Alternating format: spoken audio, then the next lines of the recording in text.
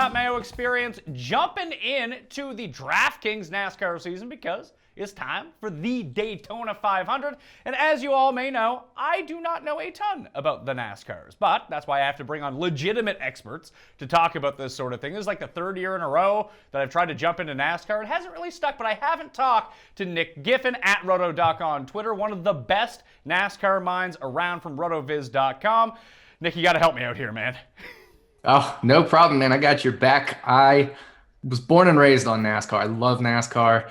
And it just so happened that once DraftKings started fantasy NASCAR, it was the perfect combination for me because I'm into the whole fantasy thing anyway. So let's get going, man. I love it. Yeah, well, I mean, there are very few people who are just kind of known for doing like the niche sport thing. Is I talked about this with Brad Evans in my like getting into fantasy type thing, that if there's one thing that you're good at and it's kind of niche, like wait for like the huge soccer people the time like World Cup comes around, someone's going to explode in terms of like being the soccer guy. You are the NASCAR guy. That's awesome.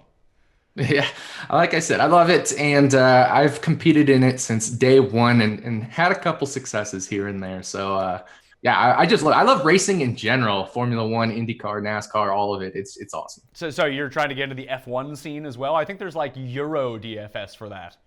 Is there really? Wow, I'm gonna have to like fly over to Europe and check that out. I mean, you could probably get like a VPN and play it from here. Who knows? You're a three-time NASCAR main event finalist, and you do have a package at RotoViz that people can jump into. Can you tell us a little bit about that?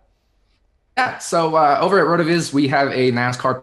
We have a lot of apps that created that are good at filtering through data. So we have a NASCAR Splits app, which lets you look at driver statistics at basically any subset of races that you want. So if you're going to a track like Daytona, which of course is this weekend, you could look at a driver's past history at just Daytona, or at both of the restrictor plate races, which is Daytona plus Talladega, and you can go back 3 races, 6 races, 10 races, however long you want. So that's the NASCAR Splits app. We have a NASCAR Sim Scores app, which basically takes similar drivers to the current driver you want to look at, similar past drivers, and see how they did at Daytona as well. So that's a great way to get kind of a range of outcomes. I have a machine learning model, so I have a degree in mathematics. So I built models to predict outcomes of these races. And I do that for both position and ownership percentage. So we're actually able to project ownership percentage very accurately in NASCAR DFS, more accurately than finishing position even. So it's nice because we're able to predict what the market is going to do, so you know where to deviate correctly. And I always do a weekly picks article with cash game, GPP, fades, and then the model and the ownership percentage projections as well. And we also have a lineup optimizer. All right, so let's dig into this. I want to start with strategy as it pertains to DraftKings NASCAR a little bit off the hop, mainly because when I talked to you about doing this, again, me being the neophyte in terms of NASCAR, that I didn't realize that the best way to do this is wait until qualifying is done before we actually talk about who the best picks are going to be for the week. That really hurts it. I mean, one of the reasons I love golf and football and MMA so much is that you can put out your content like 3 days before, let it build up and get all the views and get all the listens. It seems like, that might not be the best way to go about it for NASCAR. Why is that? Yeah, well, and that's because of the scoring system that DraftKings employs for their contests, their NASCAR contests. There's 3 ways to score points. One is to finish as high as possible. So it's a sliding scale where first place gets 43, second place gets 42, et cetera, et cetera, et cetera. And first place also gets a 3-point bonus for winning. Then there's what we call dominator points, which are points for leading laps, as well as points for getting the fastest lap on a particular lap of the race. And then the third kind of scoring is affected by qualifying is called differential. And that's simply your starting position minus your finishing position. So if you start 20th and finish 10th, that's 20 minus 10. That's 10 points a driver gets by moving up 10 positions from the beginning of the race to the end of the race. So if we haven't had qualifying yet, we can't accurately project those place differential points. And at a track like Daytona and Talladega, the 2 restrictor plate tracks where dominator points are minimized and place differential points are maximized, that is the most important scoring mechanism for Daytona. So qualifying absolutely is the most important thing when we are going to break down the Daytona 500. So does that normally translate? You talk about the restrictor plate tracks. Is that something you say this is very specific to these 2 in general? Are scoring differential points that big of a factor in a normal week, or is it just mainly emphasized at these 2? It's important in a normal week because if you get a good driver who qualifies towards the back, he's still very likely to pass a lot of cars and get a good finishing position. but it's minimized it's minimized relative to Daytona for a couple reasons. At Daytona, they slap what are called restrictor plates on the cars, which are these little plates that have some openings, and the openings are a set size so that it restricts the airflow to the engine, which limits the top speed of the cars. So what happens is all the cars go the same speed, and they run in a big pack, a pack of like 25, 30, 40, even, all 40 cars sometimes in a big pack. And that makes it a lot easier for the cars to shuffle back and forth, make a lot of passes. You can go from 40th to 15th place in a handful of couple laps. You can also go from first place to last place in a couple laps. It's very easy to go back and forth within that pack, and that means you're going to get drivers that go from 35th to 5th at the end of the race and get 30 place differential points and a lot of finishing position points as well for finishing in 5th place. And the other thing that's very important about the restrictor plate races that is different from the other non-restrictor plate races usually is what we call the big one. And that's when all the cars are running in a big pack. One guy makes a mistake, spins out, the other cars have nowhere to go, and you end up getting 8, 10, 15, even sometimes over 20 car pileups, which can take out tons of cars. They all drop to the back of the field because they're on pit road fixing their cars, or they're out of the race completely. And then you've got 18 cars left battling it out at the end of the race. A bunch of those may have avoided the crash and started 30th and end up finishing in the top 15 guaranteed, essentially. So that's why place differential is so important here relative to other races and other tracks. I mean, this is why I like to call NASCAR the short track speed skating of driving. I think that's the way the correlation as it goes, not the other way around. I don't know, though. Maybe it's just because it's Winter Olympics time. But what is it? I mean, I've seen the big one in short track speed skating before, where the inside guy slips and just wipes out 3 people or 4 people, right? I mean, that would be my way into lucking into a medal. I mean, I can skate, so I feel like that gives me an advantage over 95% of the population. But I would need one of these big crash pileups in order to happen. It's like, I can drive. I'm not going to win a NASCAR race. But, if I can just kind of lag behind, because there's no way I would be in that giant cluster, maybe 95% of the field can take themselves out and I can get some money out of it. We'll see. Anything else I need to know about just general strategy as it pertains to picking my guys? Like, in a regular week, even versus this week, is there really any value in taking the guy that qualifies first? No, there's almost no value in taking the guy that qualifies first. If you look back at the past 24 restrictor plate races, really only one time has a guy who started first been good enough to be considered for the winning lineup. So super low probability that happens. And it really requires him to be dominant, leading a lot of the laps and finishing first as well. So not only does he have to start up front and stay up front and lead laps and get laps led points, he has to finish up front as well, because if he finishes 5th, it's no good. He's got -4 place differential points. He loses a few points in 3-point bonus for the win. And all those guys who go from the back to the front are going to pass him in points just based off place differential. So don't pick the pole sitter, especially this week. We've got a rookie, well, not a rookie, but a Daytona 500 rookie. I guess technically he's not a Daytona 500 rookie either, but he's raced before, but with a very poor team. But this is his first time in a really pack-leading car up front at the Daytona 500. Alex Bowman, he is the driver that's replacing the famous Dale Earnhardt Jr. in the number 88 car. Very good car, but I see a hard time for him winning the race, leading the laps to be considered for the winning lineup. So typically we don't pick drivers starting up front. That said, it's not impossible. What I usually recommend in my Daytona 500 article is pick no more than 2 drivers starting 20th or better, and no more than 1 driver inside the top 10. It's okay to pick all 6 drivers in your lineup starting outside the top 20. In fact, that was the winning lineup last year, was 6 drivers starting 30th or worse. So it just goes to show that qualifying position is absolutely premium, and you want to pick the driver starting in the back. And a lot of times the drivers that are starting in the back are relatively cheap in salary. So another very advanced tip is you don't have to use all $50,000 or get anywhere near $50,000 cap. We had a race at Talladega, another restrictor plate track a couple years ago, where the winning lineup was $39,100 used. So a lot of people who are new to fantasy NASCAR DFS want to get close to that salary cap because they do it in most of the other sports. Do not have to do that here at Daytona. It doesn't hurt if there's a lot of guys starting in the back and they're good, and you get close to $50,000 and they're all starting way back there, or maybe you're picking one starting further forward. That's fine. But you don't have to force it to get close to the $50,000.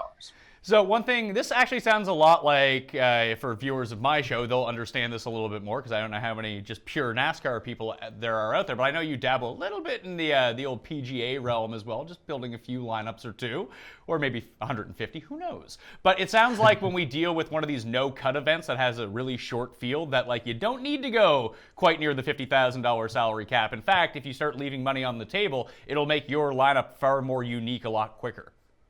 Yeah, absolutely. I do dabble in PGA, never do 150 lineups. Personally, for me, I don't in PGA. In NASCAR, I've definitely done the 150 lineup things quite a few times. But no, you're absolutely right. The one thing I will say is the theory around restrictor plate races has evolved over the years, and everybody who is a experienced player knows that you don't need to fill up the salary cap. You do pick guys starting in the back.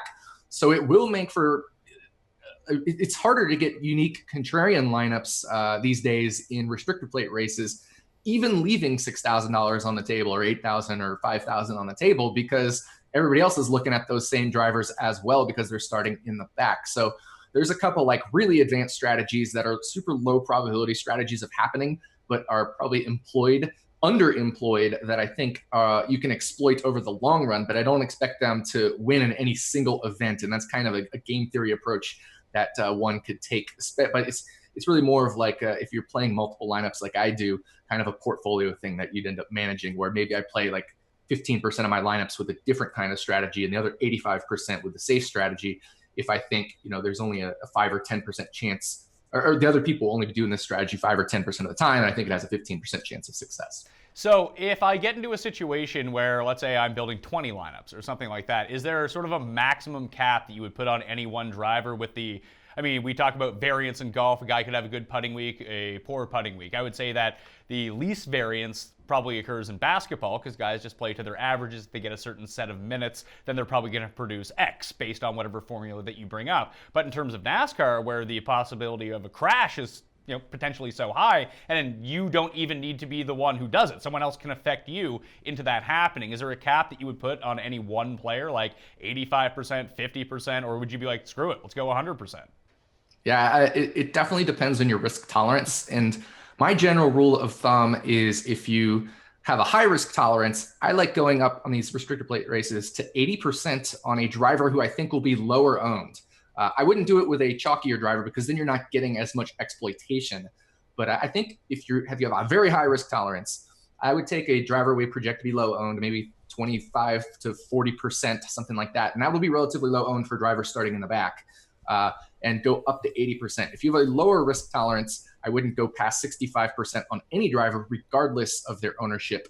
For a higher owned driver that's starting in the back, I probably wouldn't go above 65% just because you're really not going to get much exploitation by going 80% on them. So why take that extra risk of them crashing out? No more than 65% if we think they're going to be a chalkier driver starting in the back. And we could see some big names starting in the back because of the way the qualifying works.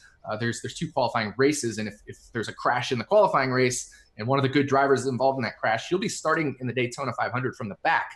Those drivers very often get 65+% ownership. There's a 35, 40% chance of them crashing out anyway, or even higher. Why go above 65% ownership on them? So that's my general rule of thumb for how I approach, proportions if I'm doing multi-entry. So what would be sort of the chalk line as it pertains to fantasy NASCAR? So like, is there a big difference between a low-end guy and a top-end guy as it pertains to ownership? Like in football, for example, like if you play DraftKings NFL, like Antonio Brown, if he's in a sweet spot for a week, he's the highest priced player, people are going to gravitate towards him, or Le'Veon Bell or something like that, and they end up at like 25, 28% in the Millionaire Maker. They're super chalk. But then you have sort of the hot $3,500 guy, and he's going to be like 15%, and that's chalky down for that area. Is there a distinction between the top end guys, the middle guys, and the lower guys as it pertains to what level we should be looking for to consider them chalk? Yeah, definitely.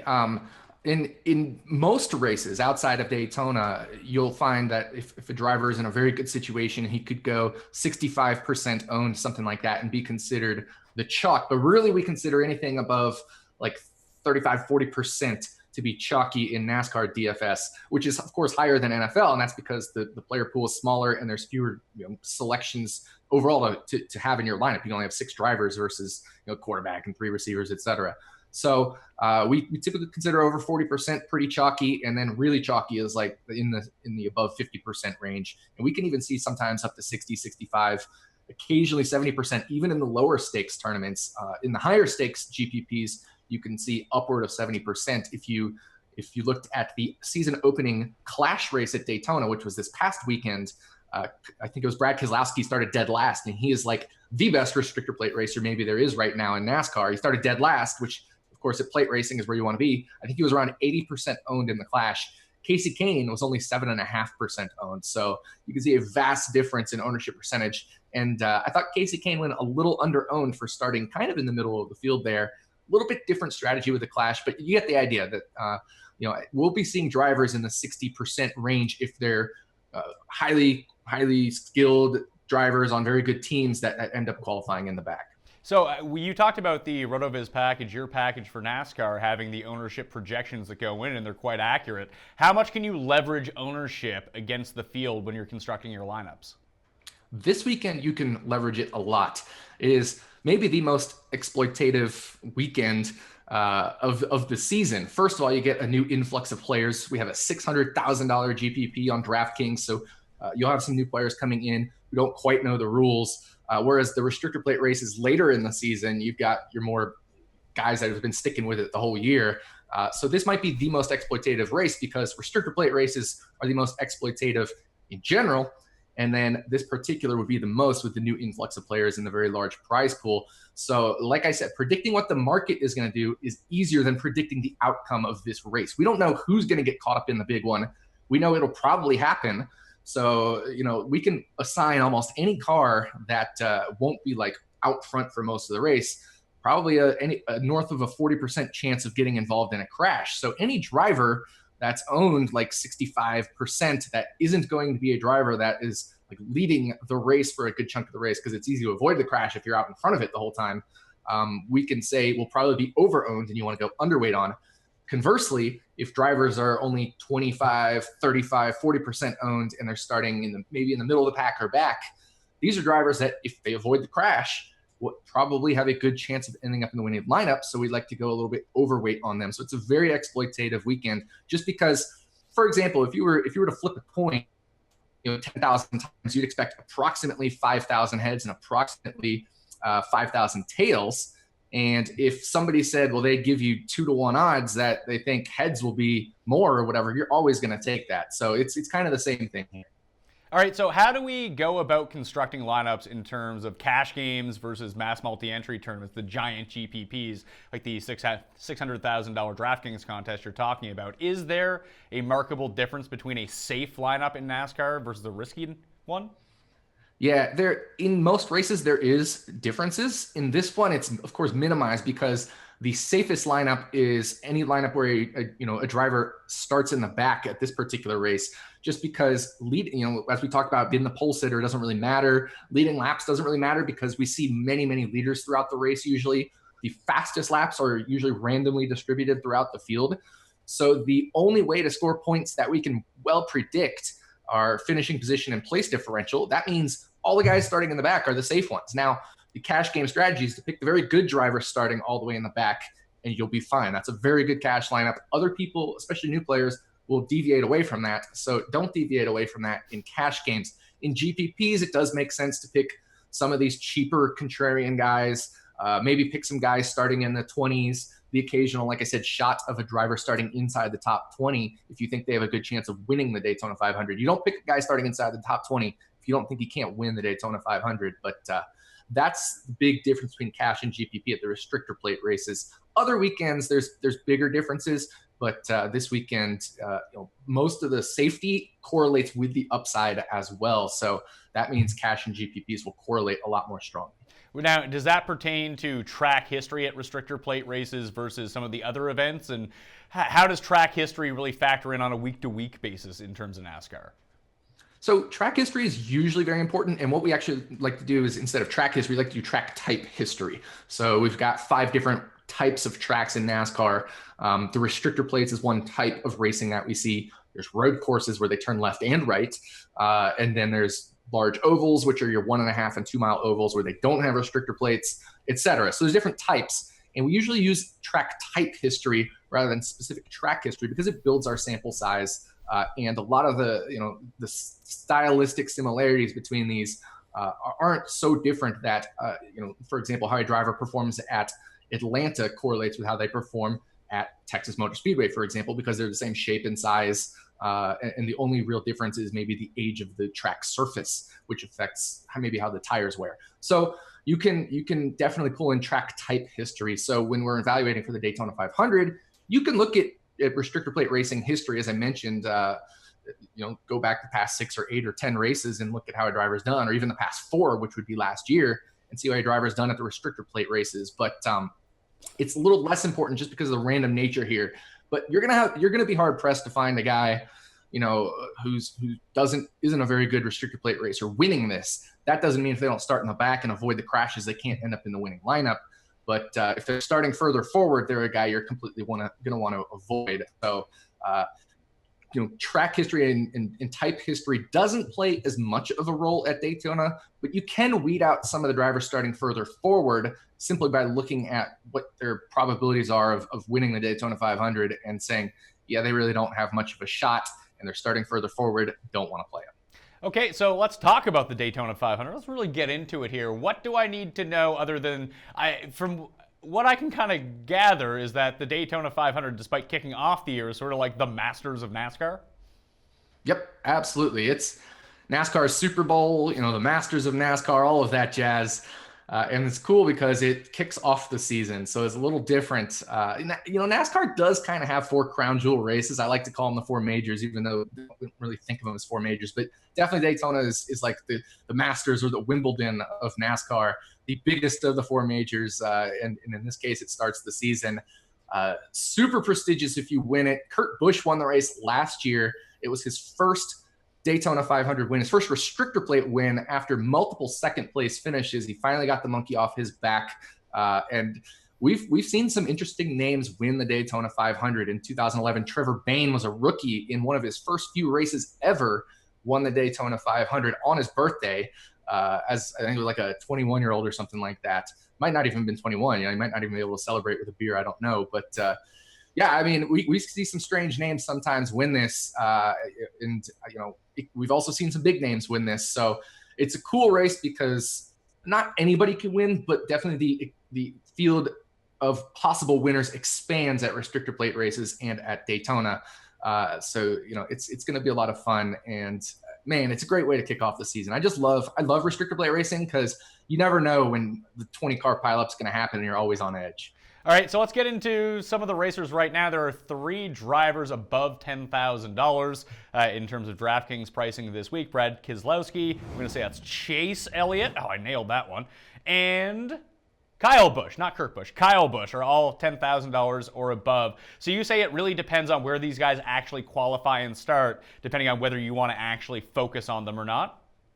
Yeah, that's kind of how I approach this. So with these 3 drivers, they certainly, because they're priced so high, you can kind of just guess in general that they are going to be relative favorites. Brad Keselowski, I would say, is definitely the odds-on favorite. He just won the Clash.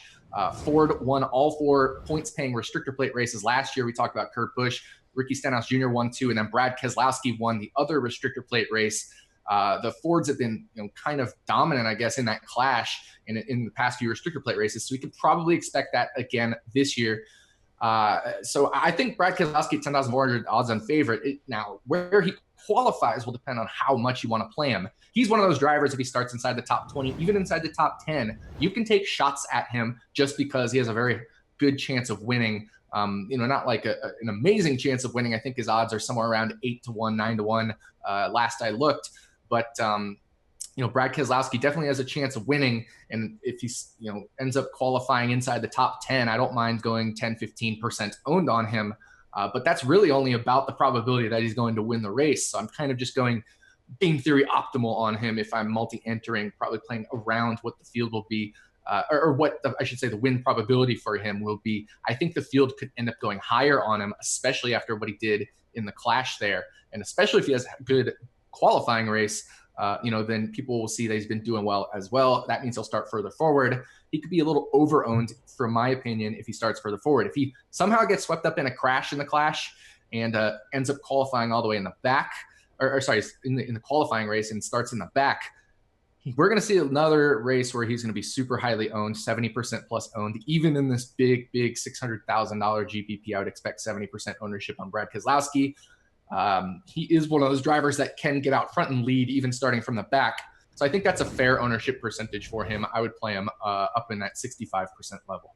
All right, so when we drop down into the $9,000 range, you have Kyle Larson, you have Martin Truex Jr., Joey Logano, and Jay Johnson.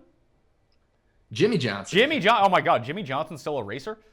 Yeah, he's how old is Jimmy? NASCAR champion. I was gonna say, how old? I assumed there was a new Jay Johnson coming in. I mean, Jimmy Johnson's what, 87 years old? Is he to the point where like the he's only like 40 or something? Oh no, it seems to me like they're gonna come in. The government's gonna come in and take away his license at some point. He's so goddamn old. You never know, but I mean, after what happened last year with him, with all of his crashes, you never know. All right, so who in this area do you think, even if we don't look at obviously, again, we don't know what the qualifying is going to be for some of these racers. Are there a few that you're interested in to see where they end up coming that, hey, this guy's starting 24th, I'm going to use a lot of him? Yeah, so in the 9K range, this is actually really interesting because all of these drivers, I think, have, again, the potential to win the Daytona 500. But the two I'm eyeballing are Denny Hamlin and Joey Logano. I'll start with Denny Hamlin. He won the Daytona 500 race 2 years ago in a dramatic finish over Martin Truex Jr., his pseudo teammate, if you will. I think the finish was by 0.01 seconds, and DraftKings actually sent me to that race. I was down there, I think just one pit box away from Denny Hamlin's pit box on pit road, watching the finish. We had no idea who won. It was wild. But Denny Hamlin dominated Speed Weeks that year. He almost won the Unlimited the Clash last year. This year, he led it for a little bit and kind of got shuffled to the middle, but absolutely one of the premium restrictor plate racers. However, I think the Fords might have a little bit of an edge still. And so in that case, I would look towards Joey Logano, who's instead of $9,800, $9,600. He's Brad Keselowski's teammate. So the two of them will be working together. This is a strategy you can employ, is stacking teammates in this, especially if they're starting further back. But Joey Logano, I think, will work together with Brad Keselowski and be up front for a good chunk of the race, which means, again, he has a high probability of avoiding the big one. Logano will be probably lower owned than Keselowski for a couple reasons. First, he struggled a lot more last year than Keselowski did, especially after the Richmond race where his win was deemed illegal with an illegal car. So Joey Logano struggled more last year, and we just saw Brad Keselowski win the Clash. So I think in ownership percentage, the play here is if they both qualify in the same range, I'd rather have more Joey Logano than Brad Keselowski, just because I think the probabilities that these two, one wins over the other, is relatively close. I mean, yeah, maybe Brad Keselowski would be a 60-40 favorite, but the ownership percentages, if they're qualifying near each other, I think will be more exploitative than that, more different than that. So I like to go a little heavier on Logano than Brad Keselowski between these two teammates here. All right, so you mentioned that Ford sticks out to you as a team that you want to target. Why Ford? Why are they so good? I don't know. I mean, it's just something they seem to have found at the restrictor plate races. I don't know if it's something in the aerodynamics or in the handling of the car, the grip of the car, maybe the way tires wear. I don't know exactly what it is, but they definitely seem to be doing well. I mentioned Ricky Stenhouse Jr. won 2 races last year. Those were his first 2 career wins, and his only 2 career wins came at the restrictor plate. Kurt Busch won the Daytona 500 last year. He finished 3rd in the Clash this year. The 4 Fords, or the top 4 positions in the Clash were all Fords this year, with Ryan Blaney coming in 4th as well. Blaney almost won the Daytona 500 last year. So I don't know. It just seems to be a Ford type of racing. Whatever they figured out, whether it's in the aerodynamics or the grip or something like that with a car, seems to be working out for them. So at $8,900, would you have some interest in Ricky Stenhouse Jr. as well if he were to qualify a bit lower? I would have interest in him Actually, more if he kind of qualified in the middle of the field, like 20s something. If he qualified back end of the 20s or in the 30s, he's going to be so highly owned that I would like to go underweight on him. We have seen him get involved in a lot of crashes throughout his career. Obviously, Daytona restrictor plate racing, the crash is a little more random in how you get involved, but I would like to be underweight on Ricky Stenhouse Jr. if he qualifies like really far back. If he qualifies in the 20s, I think I would like to play a lot of them, 20s, 20 to 25, in that range. I'd like to play a lot. If he qualifies in the top 20, he could be under-owned as well, so I'd like to go a little bit overweight on him, but I don't think I would go bananas on most drivers starting inside the top 20 that aren't really like super heavy favorites. All right, so let's drop down in the field a little bit and talk about some guys that potentially catch your eye in terms of someone you're looking at pre-race, and depending on how they qualify, that you might end up getting on them. But tell me a little bit about AJ Allmendinger. Yeah, so AJ Allmendinger is kind of known as a road course racer. He's one of the best road course racers in North America, basically in any form of racing. IndyCars, he won races. NASCAR, he's won races. But the funny thing is, with restrictor plate racing, the fields are equalized, and AJ Allmendinger is a driver who seems to have taken advantage of the field equalization, especially as he's kind of gained more experience as a driver. He's put up better and better finishes in restrictor plate races. I think he finished, what was it, third or fourth in the Daytona 500 last year. And he's had another top 10 finish in restrictor plate last year. I think a sixth at Talladega. So AJ Allmendinger is a driver I'm interested in, especially if he doesn't qualify like 30th or worse. If he qualifies maybe 24th to 29th, 28th, somewhere like that, it'll depress his ownership percentage because he's not starting in the 30s. And I would like to hammer him in that range. I just think, with the random nature of this race, if he avoids a crash, he is a driver who can finish inside the top 10, inside the top 5, and is really known for some other forms of racing. So who are some other lower price players and drivers that you can kind of, I wouldn't say that you necessarily need to take them, but if they do finish in a spot where you like their potential to get some points for moving up in the field, who are some of those names that you're looking at? Yeah, a couple other names. Casey Kane is a driver I think is interesting. He raced at Hendrick Motorsports last year, which of course was one of the big teams of NASCAR. This year, he's moved over to Levine Family Racing, which is a smaller funded team. And as a result, his price took a hit. But he's still Casey Kane at a restrictor plate track where everything is kind of equalized. So if he starts again in that 24 to 28 range, I think he could be under-owned just because he's taking a drop in the team. We saw in the Clash, he was only around 7 to 10% owned, depending on the stakes you played. He was actually lower owned at the high stakes. So just because things are equalized, Casey Kane is a driver I'd like to take advantage of. I like favoring experience at these races, even though I've said a rookie can win. It's pretty unlikely, and the experienced drivers can kind of feel when things are happening a little bit better and avoid crashes just a bit more, just because they have that extra edge of having done restrictor plate races so many times. So I don't mind Casey Kane from that standpoint. There's one other driver I think is really interesting, and that's Paul Menard, right at $7,000. People know me for Paul Menard. It was the Clash last year where I took first, second, third, fourth, and fifth place lineups, and I had Paul Menard in all 5 of those lineups. He was something like 15% owned in the Clash. And he is a driver who also has a very good chance of finishing highly in restrictor plate races if he avoids the crashes. And he actually has shown throughout his career at restrictor plate races that he has a statistically significant lower crash frequency than the average driver. So again, for whatever reason, he's a driver that's been able to feel when things are happening and somehow maybe get to the inside line. And then when the crash happens and it usually pushes some cars towards the wall, he's able to duck down to the inside of the track and avoid the crash. Now, of course, there's times cars will slide to the inside as well, and he'll get caught up, or maybe he's stuck in the outside line. That happens to every driver at restrictor plate races if you're stuck in the pack. But he does have a lower DNF rate than the average, and it is statistically significantly lower.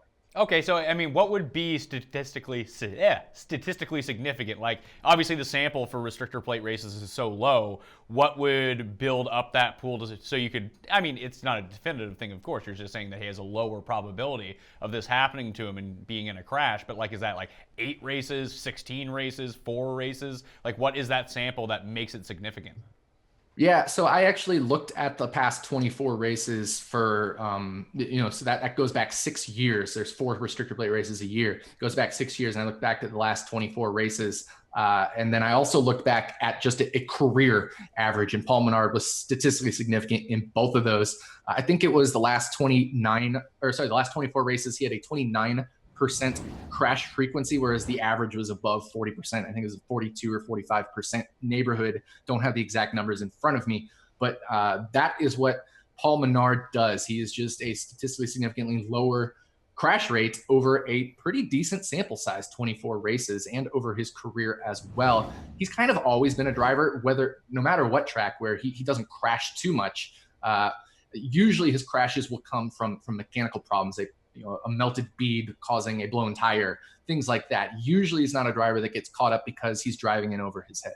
Okay, so you mentioned that you're very interested in these guys if they end up qualifying between like 24 and 29th. Is there a little wiggle room on that? Let's say Maynard ends up qualifying at like 19th. Does that just take him out of your player pool? Probably doesn't take him out of my player pool completely, but then I maybe have like 5 or 10% of them tops, just because it's so hard to end up in the winning lineup if you're starting 20th or 19th. And I'm only going to be picking drivers really that have a chance to win if they're starting inside the top 20. I do think Paul Menard is one of those drivers with an outside chance to win. He almost won that race last year in the Clash. He almost won another restrictor plate race last year. I think it was the race I was in Canada for when I was in Montreal. So I missed watching that race, but Paul Menard was leading or going for the lead going into the last lap there. So he's a driver who can win these restrictor plate races. So I'd have some exposure to him. But again, if you're starting inside the top 20, I don't want a lot of exposure to any driver just because the odds of being in the winning lineup are so low. Is there anyone else from that range that you're putting some early consideration into? Yeah, one driver, and I think might be one of my favorite ones, but I don't know how chalky he'll end up, is Eric Almirola. He's priced at $7,700, so it's not like he's in the super cheap range, but he is in that mid-tier range, maybe on a little bit on the cheaper side. Eric Almirola is an interesting case because for many years the last several years he's raced at Richard Petty Motorsports. This year he gets an upgrade to Stewart-Haas Racing, who's one of the premier teams in NASCAR. So he gets an upgrade in equipment. How much will that help him at a restrictor plate track? Probably not a ton, but throughout the year it'll definitely help him. But I do think it gives him a little bit extra advantage, I guess, being in a Ford, being in a better equipment Ford than he has had in the past. And he's the driver, again, who has shown a penchant for winning restrictor plate races. He won the July Daytona race, albeit it was rain shortened several years ago. He finished inside the top 5 in last year's Daytona 500. So this is a driver that, again, if he's in that 20 to 25 range, I'll have some exposure, especially if he's 24 to 28 starting position, 29, a little bit there. I will be hammering him. I just don't know how highly owned he'll be because I think other people might be thinking the same thing. He gets that equipment upgrade, and if they overvalue that equipment upgrade, then he could be too highly owned. So he's a driver I'm interested in engaging the interest level in as the week progresses. Are there any back-of-the-pack drivers that you can see, the scrub-level driver that you can see stepping up into this spot that you have a bit of interest in? And what would be the sort of qualification that they would need to be at for you to have interest? Yeah, so if I'm looking at the scrub level, so let's say 60, 200 and under, we did mention AJ Allmendinger, who's in that range, but I think he's actually not really a scrub driver. But there's a couple drivers I like, and I tend to like the more experienced ones. So a name that's way down there, $5,100, is David Gilliland. David Gilliland is an experienced race car driver, used to race full-time in the series. Now he basically just does the restrictor plate races, but that kind of makes him a restrictor plate specialist. He's actually finished he's almost won the Daytona 500 in the past. Several years ago, it might have been 2013, when he was at Front Row Motorsports, who's a kind of a back marker team. He teamed up with David Reagan and pushed David Reagan to the win, and they got a 1-2. A very small team in NASCAR at Talladega got a 1-2 finish because they worked together there at the end. You're going to see those front row teammates work together again. That includes David Reagan and Michael McDowell as well, who are both priced at $6,200 or less. So I like those three drivers very much, Michael McDowell, David Reagan, David Gilliland, to work together and have a chance at being very good. They'll be the chalkier of the cheap tier. So I'm okay with that. If you want to go a little more contrarian in the cheap tier, another driver that I think is experienced and very good, Brendan Gaughan at $5,200. He ended up in the winning Daytona 500 lineup last year. Again, just another veteran who basically races the restrictor plate races. I actually think he ended up in 2 winning lineups in GPPs last year at the restrictor plate tracks. As long as he avoids the crash, if he's starting back there in 33rd, 35th, 36th, as long as he avoids the crash and pulls home a 15th place finish, he's going to be in that winning lineup most likely. And I think if all 4 of those 3 front row motorsports drivers plus David Reagan qualify in the back, Brendan Gaughan qualify in the back, I think Brendan Gaughan will be the lowest owned of the 4. I like it. Is there anything else that I need to know as it pertains to DraftKings NASCAR for the Daytona 500? As it pertains to DraftKings NASCAR, there isn't a whole lot more. I will say I will be interested in the hype around Danica Patrick. It's her final race in NASCAR. She's racing the Daytona 500 one last time. Then she's going to do the Indy 500. So I'm interested in her ownership percentage level, depending on where she qualifies. I think personally that people don't like her in terms of picking her. She was in my winning lineup in the Clash last year. So that is one other driver that I think has a chance of going under-owned that we could exploit if she qualifies in the mid-20s range there. She is very capable of getting a high finish at this race as well. Now, why do you think that is? She's maybe been a little abrasive in the past, so I don't think it's necessarily the gender thing. I think if she wasn't maybe so abrasive, hasn't occasionally thrown her team under the bus, like I remember in qualifying at the Indy 500 one year, people might like her more. But she also has never won in the NASCAR series. She did win one IndyCar race on a fuel mileage strategy. But I don't think she's a terrible race car driver, like some people say. If she was terrible, she wouldn't have beaten some of these guys that she has beaten, who finished 30th in the points, and she's finished 25th or 3rd or 4th in the points. She's just not an elite driver. And I think the gender thing, of course, also adds to that, and some of the abrasiveness adds to that as well. She was, 14% owned when she was in my winning lineup. I think she could go under-owned as well. So what you're saying is that Danica Patrick, because some of the narrative hate that surrounds her, actually ends up making a really good DraftKings contrarian play on most weeks? I would think so, but I am a little curious if, because people have one last shot at using her, if they just don't take her this week, she might be a little more owned than in the past. That is the part of the market that you can't really predict, but you can predict a good portion of the market at these races. I will say it's a lot easier at the non-restrictor plate races to predict the market, but still fairly accurate at the restrictor plate tracks. Right, it's a lot like Tiger Woods returning to the PGA this year, that he has thrown every projection model completely out of whack because there's just a huge group of people who are just like, I'm only playing this so I can play Tiger. Yeah, and I don't think you'll get as massive of an influence here with Danica, but there could be some small influence, mainly specifically around her or drivers starting around her in qualifying position. So I'd be interested in that, but I still think she'll go under-owned. I don't think the novelty is enough that it'll overinflate her ownership percentage. I might be the guy that actually takes a few extra shots at Danica.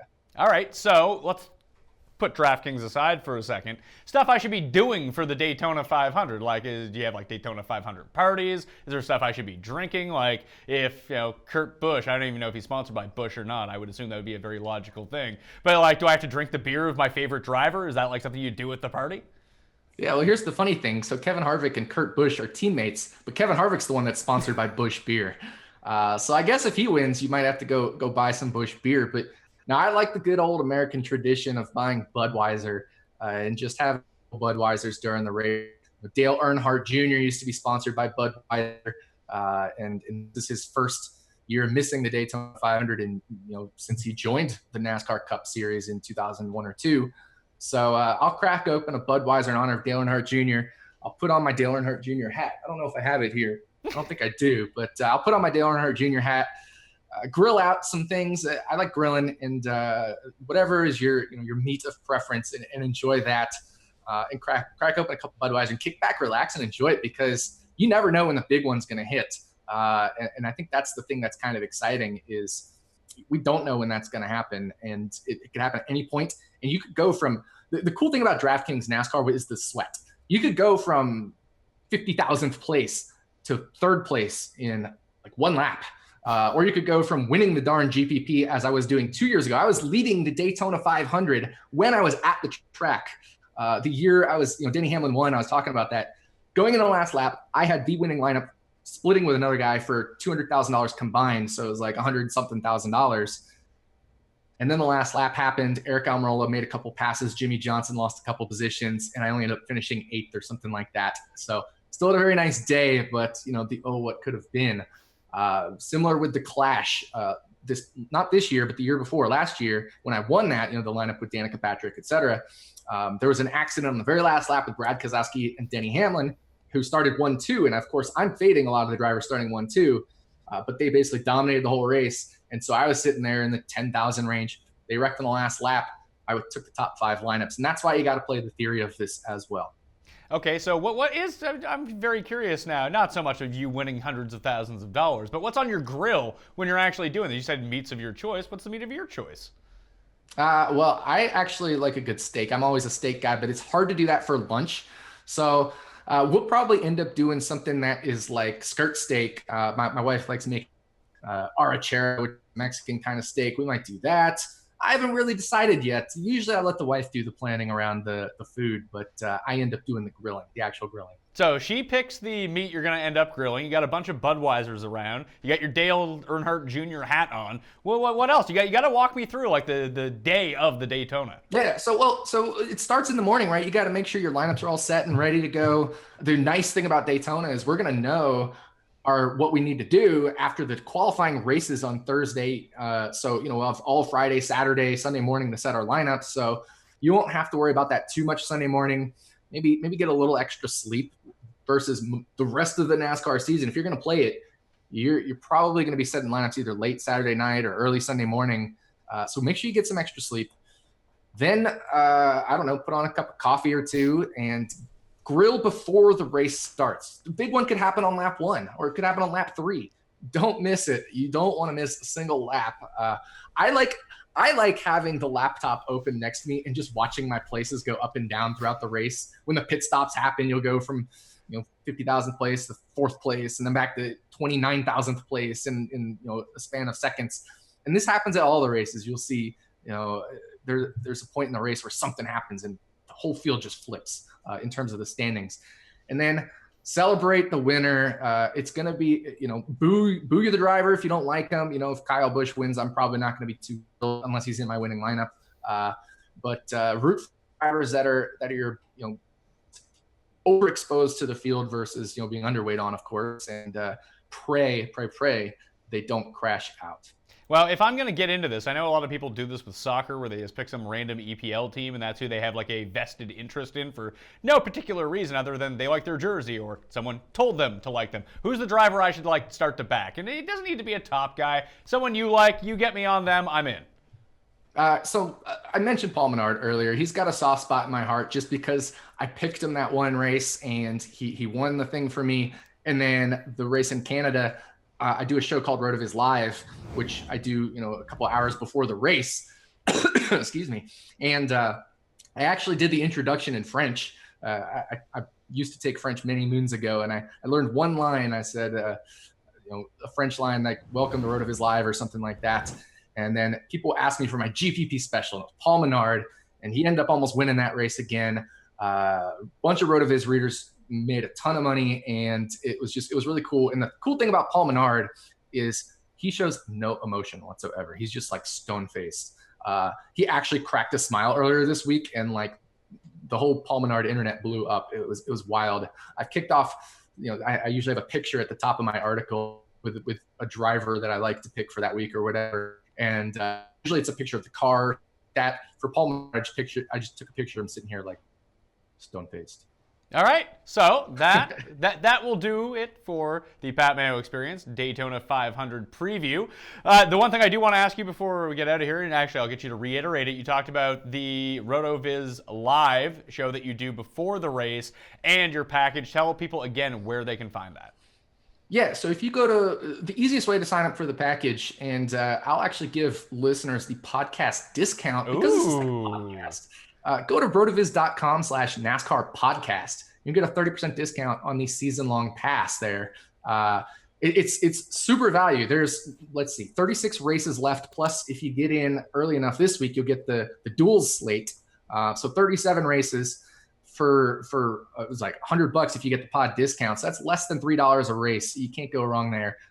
We've had readers pay off their subscription in the first week or two of the season before. So rotoviz.com/NASCAR podcast, and you'll get access to all of the NASCAR content, the apps, and everything.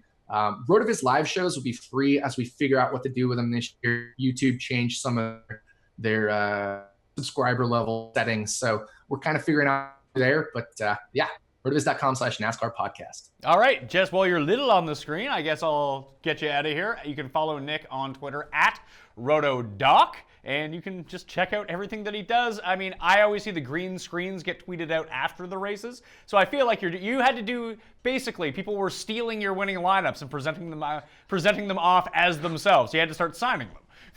Yeah, I actually had to start like watermarking or fake watermarking my screen grabs, and I'm not going to be doing any screen grabs this year. I'm going to tone it down a little on that front. I've decided I'm also going to play a little less myself and do more around the content. I've got a new app that we're gonna employ here soon, which is a build your own model app. Essentially, you can pick the variables you want to go in the model. You can pick the number of races you want to look back, and then test it to make sure it tests well against data that the model's never seen, so it makes accurate predictions. And you find the most accurate one, you can import it into the optimizer. That's a work in progress. We'll roll it out sometime during the early portion of the season as well. All right, thanks for being on the line, Nick. No problem, Pat. Good to talk to you as always. I'm Pat Mayo. You can follow me on Twitter, Instagram, and Facebook at the PME. Remember to subscribe to the Pat Mayo Experience audio versions wherever you can download podcasts. Free, uncut, uncensored, always. That's my promise to you. And for the video versions, the DK Live app and the DraftKings YouTube page. Again, free of charge, uncut. You can get it all up there on demand, whatever you want. Don't be afraid to give the episode a like either. And remember to follow Nick on Twitter at RotoDoc. Again, that's RotoDoc, D-O-C. It's not like with a K, because, he's a doctor of roto and math. So this is the way we go about it. Anyway, I'm Pat Mayo. Good luck with the Daytona 500. I'll see you next time.